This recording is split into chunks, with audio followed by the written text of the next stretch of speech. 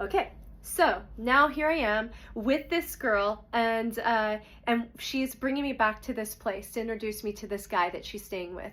This guy, okay, this is one of the scariest looking humans.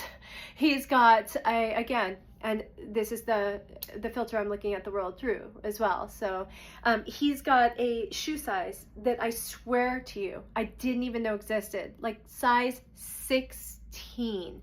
It was this, I'm not exaggerating, it was bigger than me. And these things were sitting at the door, and I'm just, what is this? And then we walk in and she's introducing me to him, and he could not be creepier. He's the creepiest human. He's about 15 feet tall, and he's huge, and he just sits there and he just stares, and he wouldn't say anything, just this stare.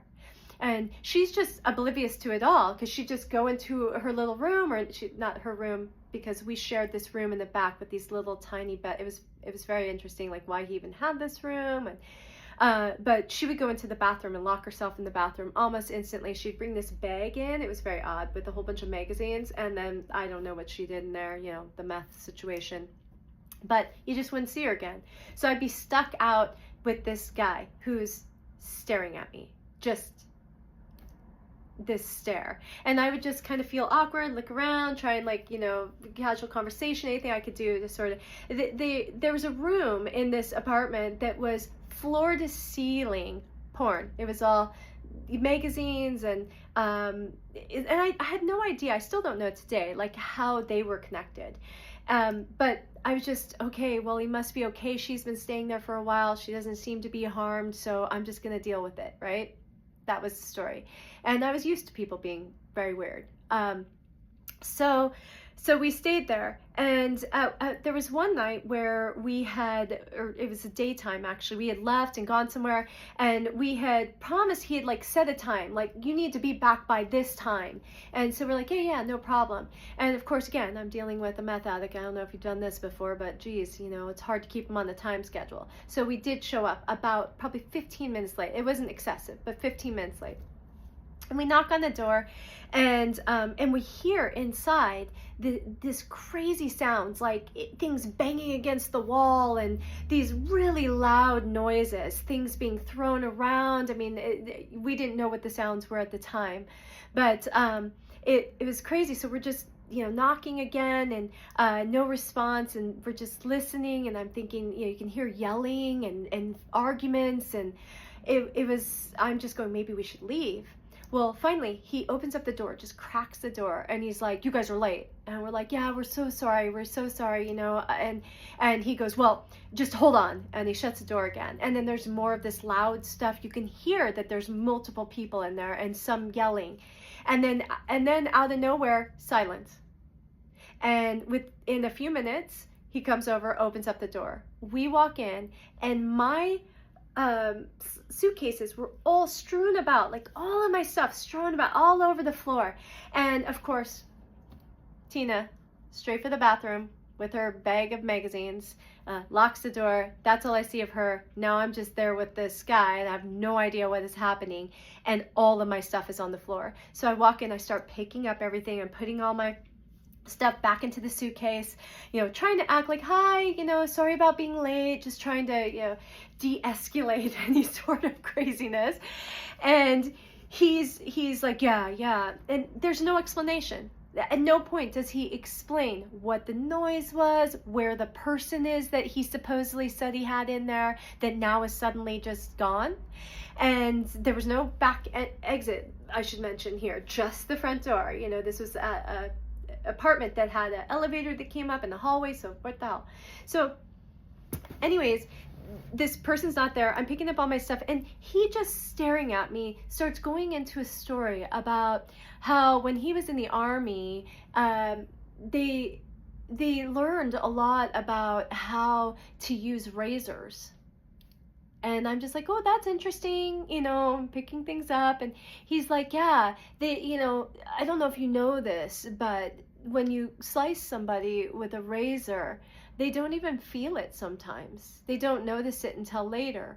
And I'm like, what is happening? What is this guy talking about? And he goes, yeah.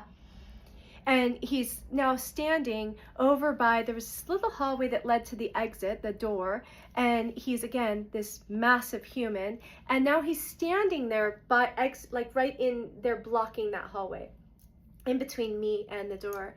And he's like, yeah, and we learned how to hide razor blades in our mouth. And he reaches in and pulls out a razor blade from his mouth, and he's now holding it between his fingers, and he's got his arms up on the wall as he's just standing there looking at me.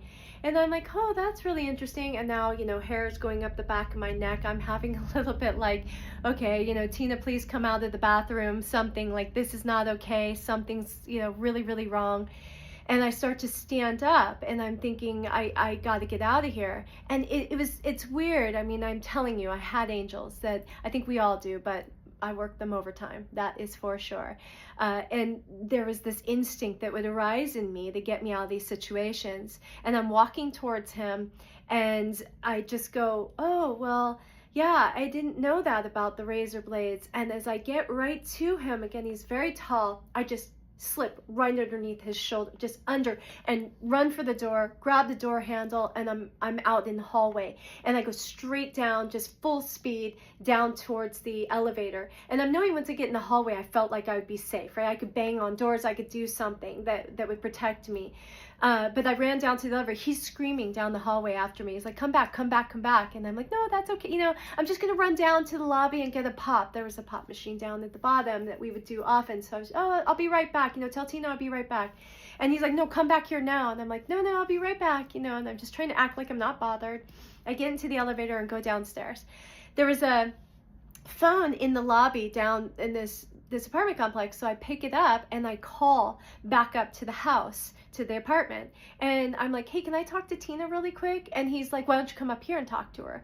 And I'm like, no, I mean, if you could just talk to Tina, I just want to see if she wants a pop or anything like that. And so, you know, he goes, well, if you come up here, you can just ask her. And no thanks. And he's like, you know, I said something to Tina, and Tina's like, no, I don't need anything, and blah, blah, blah. And I'm like, oh my God, you know, how do I get this chick out of this bathroom? I cannot leave her there. At least now I know she's still okay. So you know, I get off the phone and I call a cab. The cab comes, and I explain to this cab driver that there's a situation and I need his help. My girlfriend is upstairs in this place and we've got to go rescue her. And this cab driver, I swear, there are angels everywhere. I mean, this man must be a freaking saint, because I mean, I told him what I'm telling you right now, and he goes up this elevator with me and stands there. Not only did he come and knock on the door with me, and, you know, we opened up the door while this guy gathers Tina for us, but he actually enters this apartment. Like, he walks into this place. I would not. I'm standing in the hallway, but he goes in and helps her grab her bags and everything and gets Tina out, who's still oblivious. Like, she has no idea this running theme. And then we get in the car and we're driving away, and I, you know, still to this day have no idea what happened in that place. But this is not the end of the story. That was just one evening. Now I'm with Tina and we get our own place.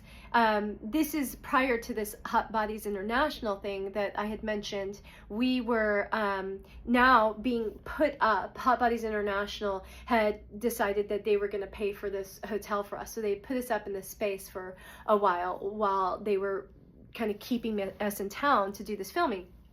So we're in this hotel, and Tina again works in the porn industry and doing these magazines and stuff. So she often had friends, people that she associated with that were in those places. So she's telling me, oh yeah, we're gonna go out tonight with these guys that she had done a shoot with. And I'm like, okay, you know, so that's fine. So we're in a cab. We pick this guy up, and this guy gets in the car and he's got a briefcase.